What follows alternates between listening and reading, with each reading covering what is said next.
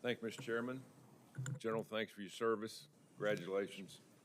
Let's follow up on Senator Rosen's talk on AI. We know the direction we're headed.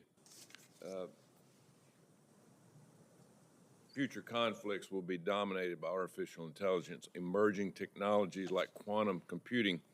There are basically two quantum computing models, gate and annealing. We only use one of them, basically, and our adversaries use the other. Do you think that's a smart way to handle this? Senator, thanks.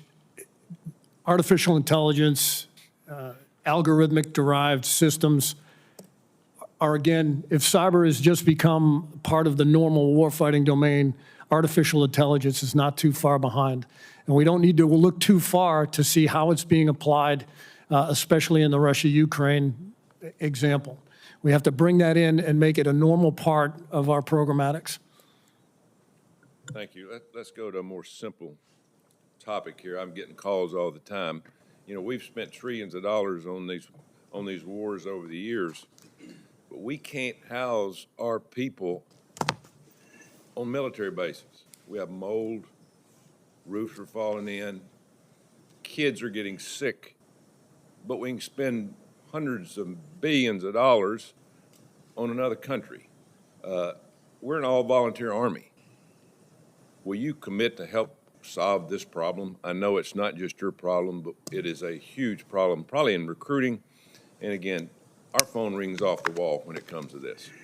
Senator, I commit to you to do just that.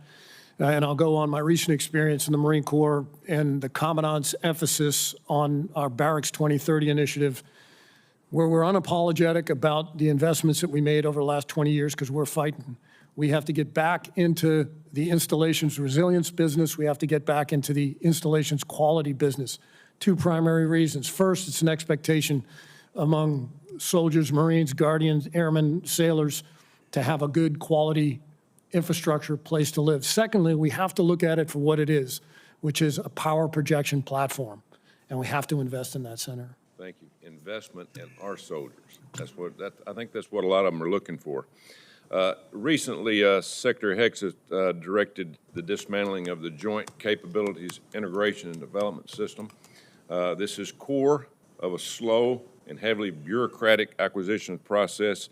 In your role as Vice Chairman of the Joint Chiefs, this change will largely be your responsibility. How will you ensure this rapid and agile system provide combat capabilities to the warfighter and allow us to keep pace with our adversaries?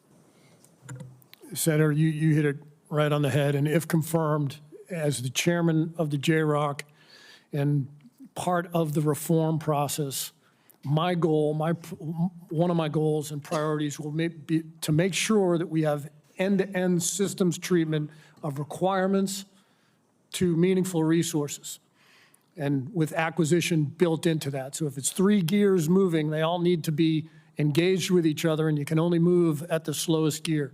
We need to quicken all those gears, requirements, acquisition, resources, and sync with them so that we get a good product. As chairman of the JROC, if confirmed, we used to say cost, schedule, and performance as the three parameters that we would look at a program.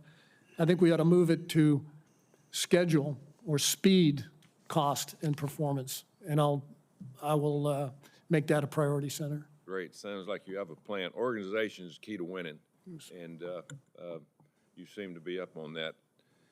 You know, one of the many things the United States Marine Corps does better than any other service is the ability to pass an audit.